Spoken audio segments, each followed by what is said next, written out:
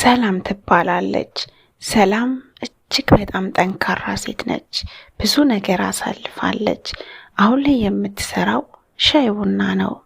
ሻይ ቡና እየሰራች ቤተሰቧን ቀጥ አርጋ የያዘች ጀግና ሴት ናት። ሰላም ጠንካራ ከሚባሉ ሴቶች አንዷ ናት።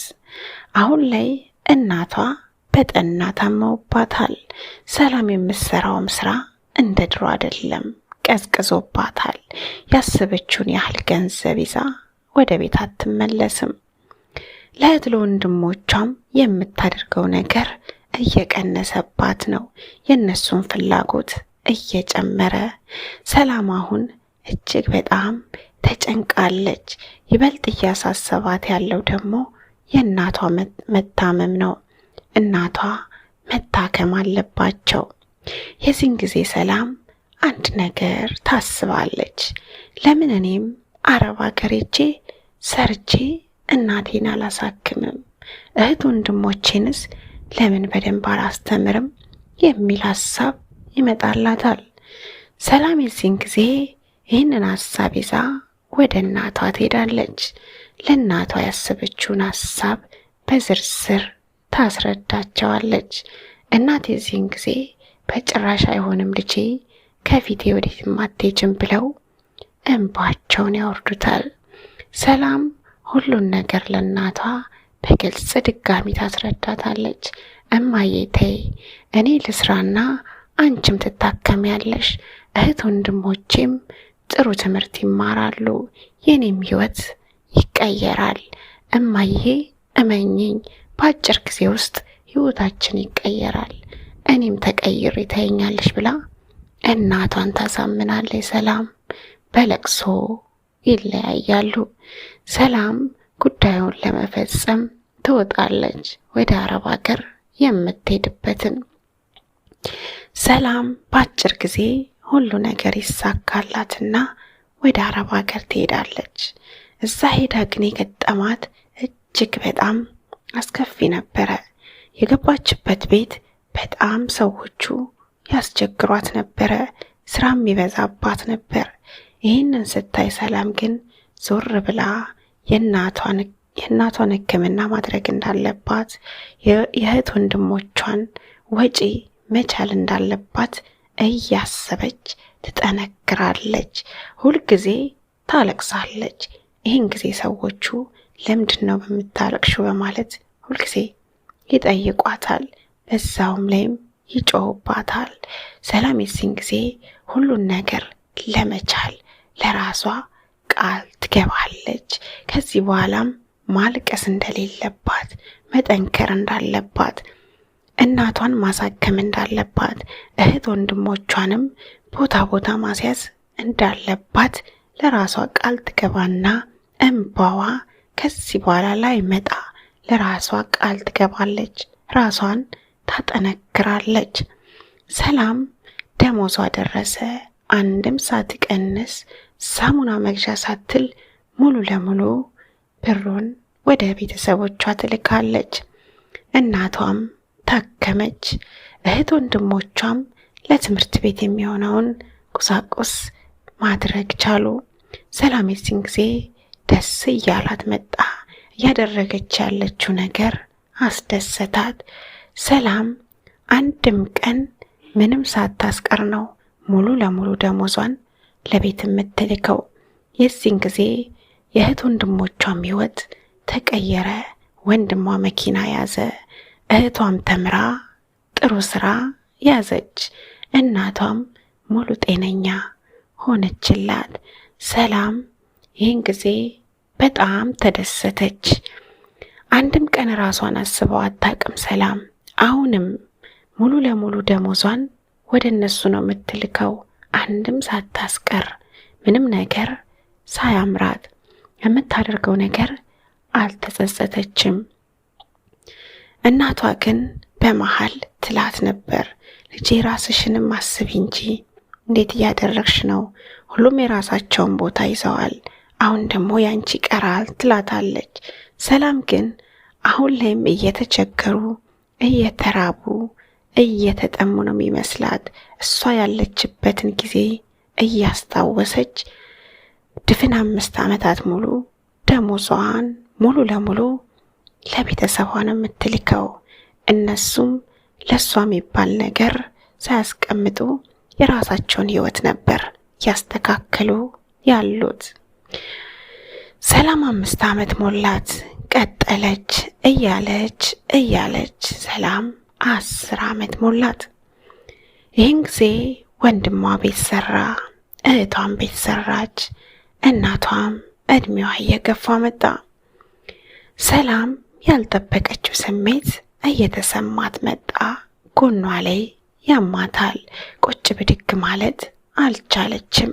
ስራውንም መስራት ያቅታታል። ህመም ነገር ይሰማታል። የዚህን ጊዜ ሰላም ወደ ሀገርን መግባት እንዳለባት ትወስናለች። ለእህት ለወንድሞቿ ታማክራቸዋለች። ሰሞኑን እያመመኝ ነው፣ እረፍት ሳያስፈልገኝ አልቀረም፣ ደክሞኛል ትላቸዋለች። እነሱ ግን የመለሱላት መልስ ሌላ ነበር። ሰላም እዚህ መተሽ ምን ትሰሪያለሽ? ትንሽ ነገር ለራስሽ የሚሆን ስሪ ይሏታል።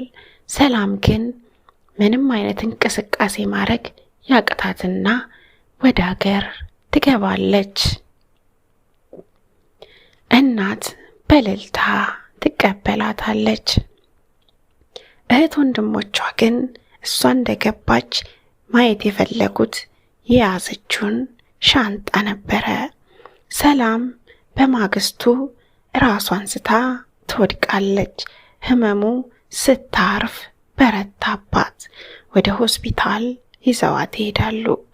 ሰላም ለሕክምና ብዙ ገንዘብ እንደሚያስፈልጋት ይነግሯታል ዶክተሮቹ። ኩላሊቷ በጣም እንደተጎዳ። የዚህን ጊዜ ቤተሰቦቿ ከእናቷ በቀር ሁሉም እንዴት ይሆናል? የሁላ ገንዘብ እንዴት ይወጣል? እያሉ መንሾካሾክ ይጀምራሉ። ሰላሜን ሰምታ ፊቷን ዞራ ማልቀስ ትጀምራለች። እነሱ ግን በጭራሽ የሁሉ ገንዘብ መውጣት እንደሌለበት እህትና ወንድም ይማከራሉ። እናት እየዬ ትላለች። ሰላም ግን አንድም ቃል አልተነፈሰችም። እናት እግሯ ስር ተደፍታ ታለቅሳለች። ሰላም ለእናቷ እንደዚህ ያለቻት፣ እማዬ እኔ እኮ ላርፍ ነበር የመጣሁት፣ ግን ማረፊያዬ መቃብር ውስጥ ሊሆን ነው ትላታለች። እናት የዚህን ጊዜ በጣም ታዝናለች። ልጆቹንም ለማስገደድ ብትሞክር አልቻለችም። ለምን? ሰላም ሙሉ ለሙሉ የምትልከውን ብር እህት ወንድሞቿ ነበር የተጠቀሙበት ያሉት። አሁንም በእነሱ ቁጥጥር ስር ነው ያለው። ሰላም ያ ሁሉ ለፍታ ያን ሁሉ አድርጋ ህይወታቸውንም ቀይራ ታማ ግን ለመታከሚያ የሚሆን ገንዘብ ለመስጠት አልፈቀዱም። በራሷ ይህንን የሆነችበትን የታመመችበትን ገንዘቧን ለሕክምና እንኳን ለመስጠት አልፈቀዱም። እናት በጣም ትጎዳለች። አጠገቧ የቀረቻት እናቷ ብቻ ነበረች። እናት ክፉኛ ተጎዳች። ሐዘኗ በረታ። እህት ወንድሞቿ ግን ልክ እንደ ባዳ ነበር የሆኑባት። እነሱ እየተወያዩ ያሉት ሰላም ስትሞት ማን ቤቱን ይወስዳል የሚል ሌላ ጸብ ህይወቷ ሳያልፍ እነሱ መከራከር ይጀምራሉ። የዚህን ጊዜ እናት ዓለም ይጨልምባታል። ልጆቼ አይደላችሁም፣ እኔ ክጃችኋለሁ፣ ልጄን በቁሟ ገላችኋታል፣ ይሄውን ላድርጋላችሁ፣ ለዚህ ክብር አብቅታችሁ እድሜዋን ማንነቷን ለራሷ ሳትሆን አንድም ቀን እኔን ሳትል ሁሉ ነገሯን አሳልፋ ሰጥታችኋለች፣ እንዴት በህይወቷ ላይ ትፈርዳላችሁ ብላ እናት ታለቅሳለች። አንድም የሰማት አልነበረም። የዚህን ጊዜ ሰላም ልቧ ይሰበራል። መታከም እየቻለች ገንዘብ በእጃቸው እያለ ግን ደግሞ ያንን ገንዘብ ላለመስጠት እህታቸው እንድትሞት ፈረዱባት። ሰላም ህይወቷ አለፈ። እናቷ ግን እጅግ በጣም አዘነች። የልጇ መሞት ብቻ ሳይሆን የቆሙት በልጇ ላይ በእህታቸው ላይ መጨከን እጅግ በጣም አሳዘናት። ልቧን ሰበሩት እና ታሪኩ ነበር። እጅግ በጣም ነው የሚያሳዝነው። የታሪክ የብዙዎች ታሪክ ሊሆን ይችላልና እናንተ እጅግ በጣም የሚያሳዝን ታሪክ ነው። ማሰብ ያለባችሁ ነገር ሁልጊዜም ራሳችሁን ማሰብ አለባችሁ። ለራሳችሁ መኖር አለባችሁ ማለት ነው። አረብ ሀገር ያላችሁ ሴቶች ልብ ብላችሁ ይህንን ታሪክ አድምጡ። አንዳንድ ታሪኮች ሲነበቡና ሲወሩ ነግበኔ የሚለውን በማሰብ ሁሉም ቤተሰብ አንድ አይደለም፣ ግን ደግሞ እንደዚህ አይነት ቤተሰቦች አይጠፉምና ራሳችሁን ጠብቁ። አመሰግናለሁ። መልእክቱ ከተመቻችሁ ሼር አድርጉት፣ ላይክ ኮሜንት አድርጋችሁ ጥያቄ ካላችሁም እመልሳለሁ። ስላዳመጣችሁኝ ከልብ አመሰግናለሁ። በሌላ ቪዲዮ እስከምንገናኝ ሰላም ሁኑ።